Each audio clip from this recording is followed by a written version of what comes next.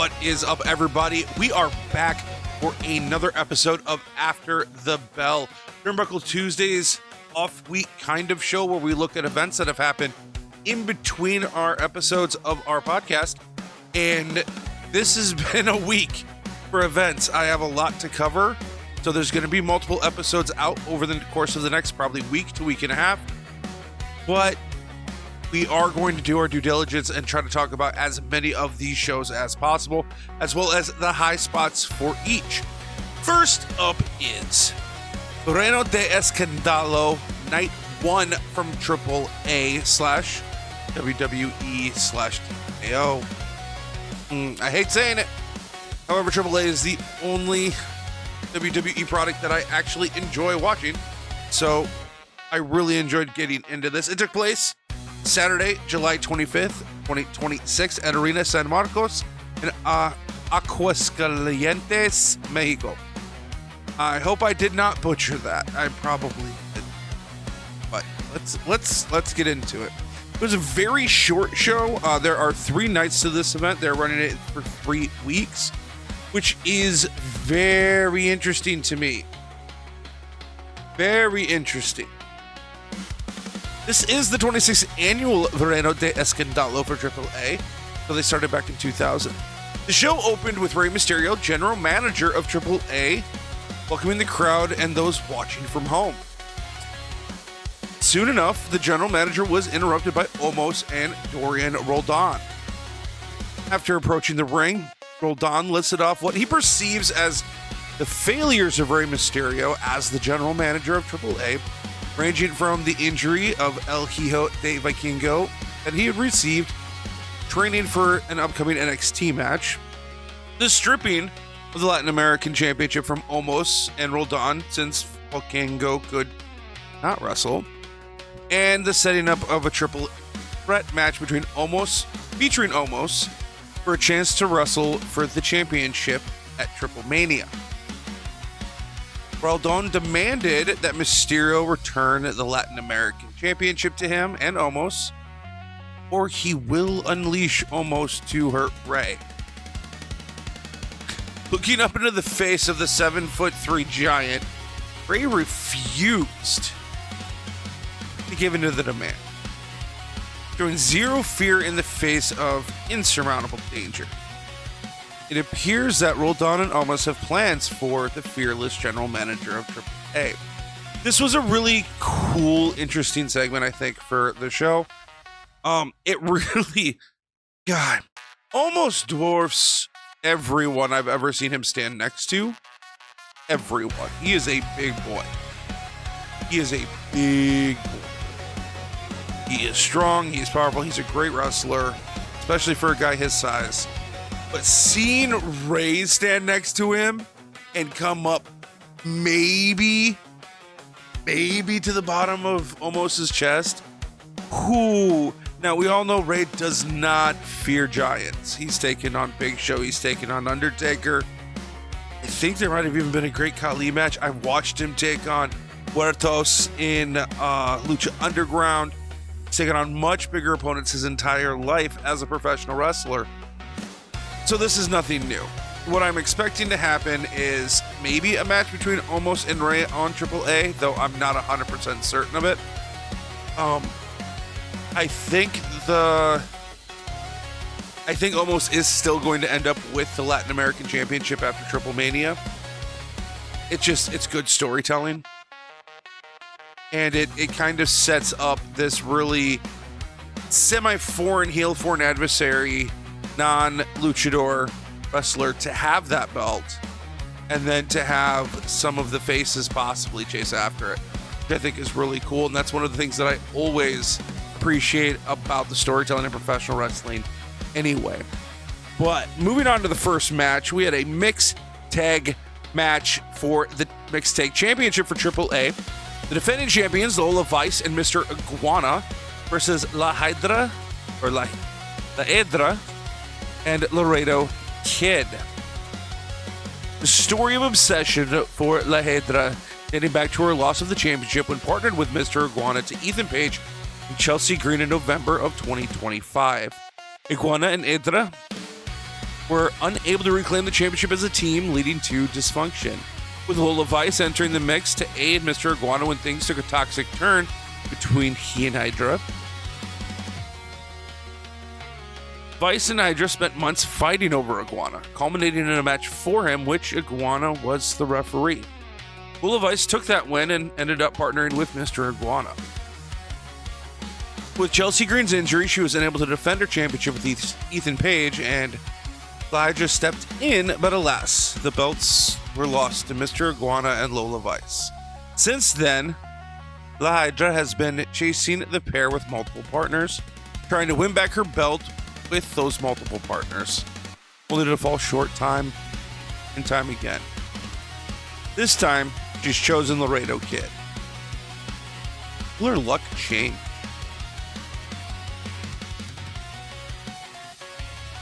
Verano Kid and La Hydra enter first in matching ring gear that looks like a mix between traditional lucha masks and the Punisher skull. And it was such a dope entrance, guys. It was fantastic. I wish I could show you the video for it. Go watch the video on YouTube for this match. It's fantastic. It's a good look in black and white with highlights of red. Keeping to their own theme, Lola Vice and Mr. Iguana are all in green. As always, Laredo Kid is ready for action, going after Mr. Iguana right as the bell rings, with a great display of technical wrestling from both men. Fast-paced switches, a near false start, match tempo at a high mark. The Hydra takes herself in, causing a switching combatants. So some of the rules for mixed tag, especially under AAA rules, we see this also in CMLL, which carries over to mixed tags in AEW, is if the legally tagged in opponent is a different gender than the other team's legally tagged in opponent, they have to switch. They have to. Those are the rules. Those are the agreed upon rules of the match type. That's part of the stipulation. So when La Hydra takes herself in, Lola Vice has to come in and wrestle. It cannot be La Hydra versus Mr. Iguana. Now, I'm not saying shots aren't thrown. I'm not saying attacks don't happen. But I am saying that the rules state that it's men versus men and women versus women. That's what the rules is. Lola Vice started strong with chops and fast-paced offense, but soon was slowed down as La Hydra attempted to gain control of the pace. Vice was able to regain control and get Hydra to the corner, and Laredo intervened to bring in Mr. Iguana in as the Technicos run wild for a brief moment. Soon, however, thanks to Hydra's ability to play dirty, Rudos are able to regain control as the action return to the ring. Power moves and submissions become the go-to moves for Hydra as she grinds the action down to a slow simmer. Hot tags to both counterparts brought a huge increase in speed within the ring. Mr. Iguana gets the upper hand right away with some fast-paced moves, including a crucifix driver for a pin that Laredo escaped at the count of 2. Laredo hits a 450 splash with a pin, and it appeared that the referee counted to 3. I would have sworn there was a 3 count. I would have sworn I heard the referee's hand hit the canvas 3 times. But pulled back on the third mat strike, allowing Iguana to kick out and the match to continue. After a counter by Iguana, hot tags are made to each of the women. The Hydra came in hot, taking the fight directly to Lola Vice and hitting some very hard, powerful moves and getting a 2 count in a pin. Lola attempted a sleeper hold and be turned into a pinning situation by Hydra for a count of 2. Disaster kick sends La Hydra to the mat with Lola to cover, but at the count of 2, she's pulled off by Laredo Kid, breaking the count. Laredo is dispatched by Iguana to the outside, and Lola attempts an O'Connor roll, but is pushed off by La Hydra. La Hydra hits Lola Vice with an Amazon slam and pins Vice for a 3 count. Laredo Kid and La Hydra are the new mixed tag champions for AAA. This was a very fun match with a lot of action that highlighted each of the competitors very, very nicely. Overall, there were some areas of concern. The biggest for me is the miscount by the referee, and I'm not 100% certain how that's going to play out. It seemed like a shock even to Rey Mysterio, who was sitting on commentary for the match. as the general manager. It was a surprise to both JBL and Corey Graves, and I'm sure Mr. Mark Calloway, who is the head booker for AAA, I'm sure he is going to have something to say about it in a post-mortem for the event.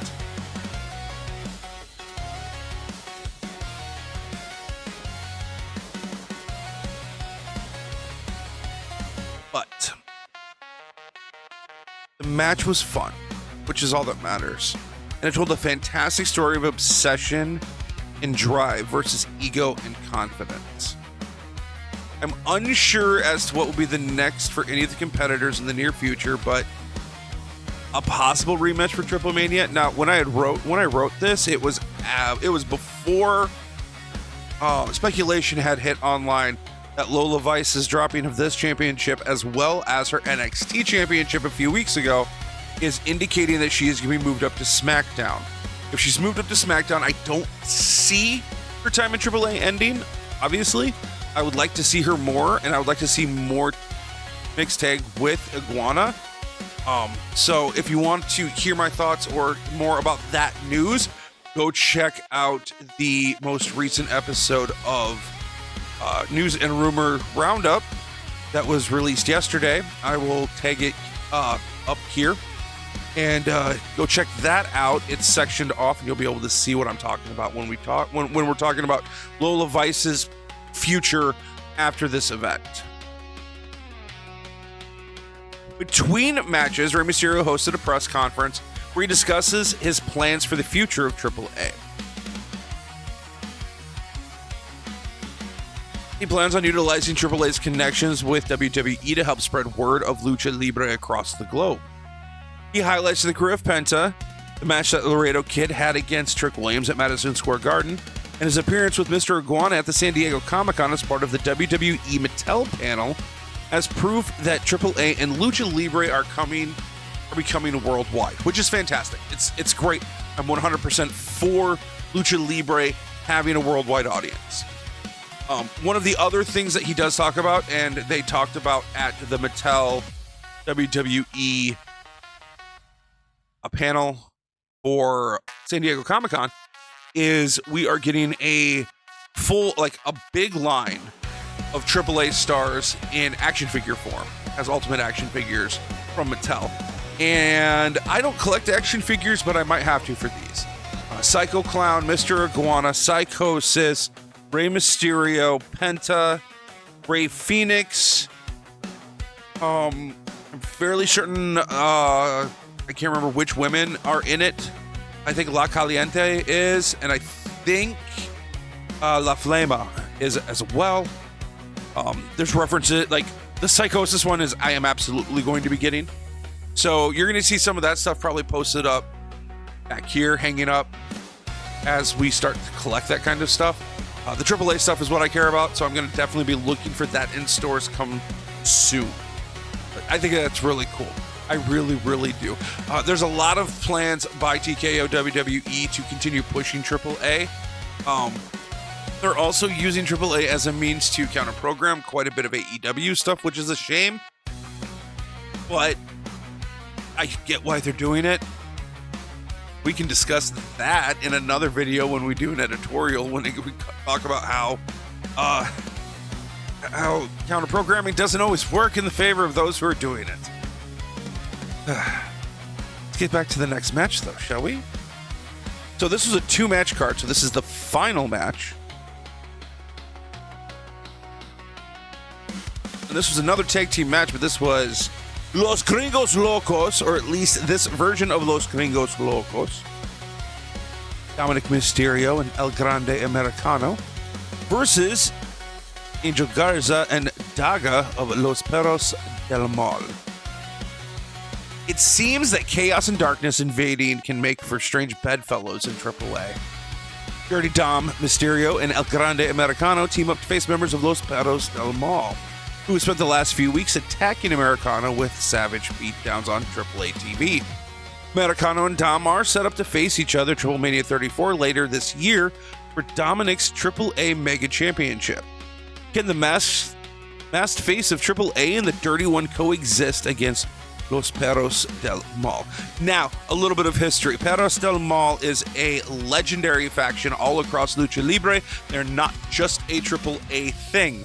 Perros del Mal goes back to the early 2000s, founded by Perros Agaya, and it is a faction that is meant to hurt people. It is very much the Lucha Libre equivalent of the Bullet Club or the NWO. If you're not with them, you are obviously against them. The saying is, God forgives, but the dogs don't. I love Perros del Mal. I think it is a dope concept. I'm very excited that they are back. Daga is an OG member. Berto and Angel Garza are family connections and associates to Perros del Mal. So there's reasons for these people to be in this faction. And I'm loving that this is the right time to bring them in for AAA, in my opinion. It is doing a lot of great work for setting up for Triple Mania. Just 2 nights, and I cannot wait. But let's talk about the match. The match starts off fast with Daga and Dom in the ring. Fast-paced mix of Lucha Libre and wrestling holds. Daga lasts in the ring for quite some time as Dom tags in El Grande Americano. Americano grinds down Daga with visible difference between the wrestler's size and power. In attempting a top rope maneuver, Angel Garza shakes the ropes, causing Americano to fall and Daga to make the tag. Garza matches up better with Americano, both size and power. They're very similar height-wise, weight-wise, moveset-wise. But when Angel appeared to be getting in some offense, Americano was able to tag in Mysterio.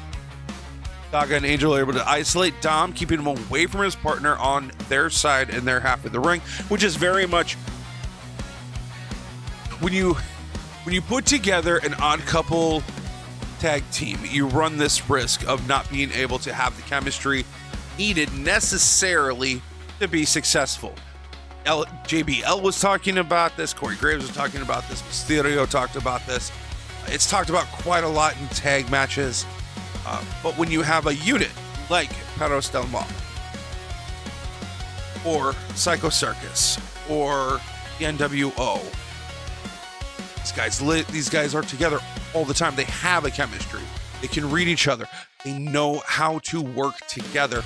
And we saw that with how they were isolating Dom and keeping Dom away from El Grande Americano by keeping them in their corner, keeping him on their half of the ring. And it's very good ring psychology, and it's very good storytelling to make things look dire, make things feel like there's no winning against this oppressive force. And it's so good when it's done right. After a tornado DDT from Dom, both he and Angel are able to make hot tags to their partners. Americano and Daga enter fast, hard, and going directly at one another. Americano runs wild, taking the fight to both Daga and Angel as Dom recovers outside of the ring. A double blockbuster from a second rope led to a pinning position, but Daga was able to escape in 2. Now Dom and Americano take time to isolate Daga, but he refuses to stop fighting. A Three Amigos series of suplexes, ending with a double suplex for the third from Americano and Dom, keeps Americano and Dom on top during the isolation of Daga. A Mysterio frog splash to a pinning position is broken up by Angel Garza as he spears Americano into Mysterio to break the pin. And this might have been one of the craziest spots in the match because the way the camera angle was, got Americano standing in front of Dom, who's pinning Daga, and the referee's over to camera right. You don't see Angel anywhere, and it's like he just comes past, like flies over the camera and spears into Americano. It is crazy, and it was such just a beautiful shot. As far as the way they could have gotten that is just amazing to me. It was so well done. Later, a ref bump by Garza leads to a series of chaos. hits a 619 on Angel with Americano hitting Angel with his flying headbutt to cover, but with no ref, there was no count. Dom tried to give Americano a piece of metal to load the front of his mask for another headbutt, but Americano refused. Now, the story there is, when Americano was a rudo, when Americano was a heel, even going to the Chad Gable version of Americano, would put a steel piece in his mask and do a flying headbutt and knock out his opponent. Cheat to win, right? The rest of Los Perros del Mal come to the ring, attacking Dom and Americano, trying to sway the match. Garza hits a gory special on Americano, and the ref is pushed back into the ring by Perros to count, but Americano kicks out. Soon, Americano's compatriots and stablemates, Los Americanos, Rayo, and Bravo, show up to try to help, heading to the ring carrying kendo sticks. Rayo and Bravo fight off the other members of Perros, Berto and Bronco, and Bravo made a nearly 20-foot jump from a lighting rig, took out everybody below him. It was Rayo and Bravo are nuts. They're just crazy, and the bumps that they take in these matches, because they did the same thing at Noches de los Grandes. Americano continued to wrestle in the ring with both wrestlers reaching their limits. After he took out Bronco with a headbutt, Americano returned to the ring and was put into multiple pinning combinations between Daga and Angel, including a really impressive dropkick German suplex to a pin. Americano's perseverance will not let him stay down while in this match, fighting his way back, but desperately needing to make a quick tag to dominate. But just when El Grande Americano needed his partner the most, when things looked the bleakest, Dirty Dom pulled his hand away from the tag, slowly walking away from the ring. Americano was left alone in the ring with Angel and Daga attacking. He was beaten down and then pinned as Dom stood and watched from the entrance. As Los Perros del Mal celebrated in the ring, their first victory as a faction in AAA under this rendition, El Grande Americano was left in the middle of the ring, apparently unconscious. At the top of the entrance, Dom stood tall and was joined by Omos, Dorian Roldan, as the show comes to a close. This match was fantastic. It wasn't as good, in my opinion, as El Grande versus El Grande, but it was a very good match, and it does very, very good setting up for Triple Mania. Stakes are going to be dire. It also sets up a lot between Dom, Omos, and Roldan versus Rey Mysterio. Rey Mysterio is going to need to find somebody to wrestle with or for him to protect the company, I have a feeling. This, as a whole, was a very well done and well-produced match. It was a very well done and well-produced show as a whole. I'm very excited for next week's night 2. I'm not sure who's on the card, but I'm very, very excited to see it, and we will probably we will either do another episode of After the Bell, or we will talk about it on our podcast. Not 100% certain yet. That was night 1 of Verano de Escandalo, Lucha Libre Worldwide Triple A. Thank you so much for watching, guys. Make sure to check out some of the other videos. Check out our series for news and rumors called News and Rumors Roundup. We have 2 episodes up. That is our off-week news and rumors show. I am going to be doing 2 more shows, or 2 more episodes of After the Bell, one for AEW Redemption and one for the NWA 78th anniversary show for NWA Power. Can't wait to watch either one of those and get the information down for them so we can talk about it. But until then, make sure to check out the podcast, subscribe to the channel, turn on those notifications, comment your thoughts on Verano Escandalo. Tell me what you thought. Tell me what you think of AAA. Do you prefer CMLL? What are your thoughts on Lucha Libre in general? And what's your favorite mask? I'll see everybody next time. Thanks, guys.